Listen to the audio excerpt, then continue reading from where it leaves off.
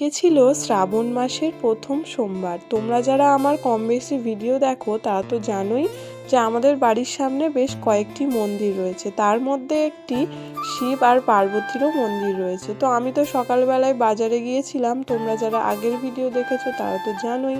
তো কালকে বিপত্তারিণী পুজো আর আজকে ফলও অর্পণ করব, তাই সেইগুলো কিনে এনেছি। আর সকালেই মন্দিরগুলো মুছে দিয়ে গিয়েছি। যেহেতু মার একটু অসুবিধা হয়েছে তাই বেশ কয়েকদিন ধরে আমিই মাঠে কাজ করছি। যাই হোক, স্নান টান করে সমস্ত কিছু রেডি করে নিয়েও চলে এসেছি। আর সকাল থেকেই দেখছি অনেকেই শিবের মাথায় জল ঢেলে গিয়েছে।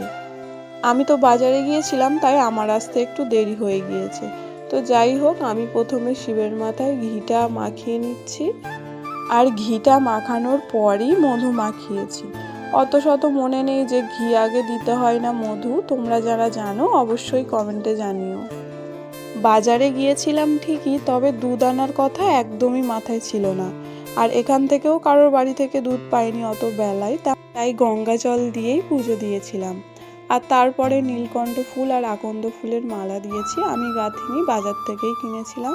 আর তারপর 3 রকমের ফল অর্পণ করেছিলাম। 3 রকমের ফল অর্পণ করতে আছে কিনা জানি না, তোমরা জেনে থাকলে অবশ্যই জানিও। আমার তো জল ঢালা হয়ে গিয়েছে আর ঠাকুরকে ধূপ মোমবাতি দেখিয়ে আমি ঠাকুরকে ভোগ দিতেও চলে এসেছি। আর আমার পরেও সবাই এসেছে দেখছি ঠাকুরের মাথায় জল ঢালতে, আমি লাস্ট নই। আর শুধু তো এই মন্দিরেই ভোগ দিলে হবে না, আরও 2-3টে মন্দির রয়েছে, আবার আমাদের বাড়িতেও ভোগ দিতে হবে। এখনই বাজে ওই 2-2:30 মতো।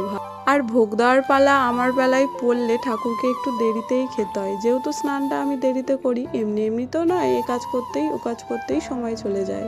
তো যাই হোক, বাদ দাও। আজকে কারা কারা শ্রাবণ মাসে প্রথম সোমবার জল ঢাললে অবশ্যই বলো। তো টাটা, বাই।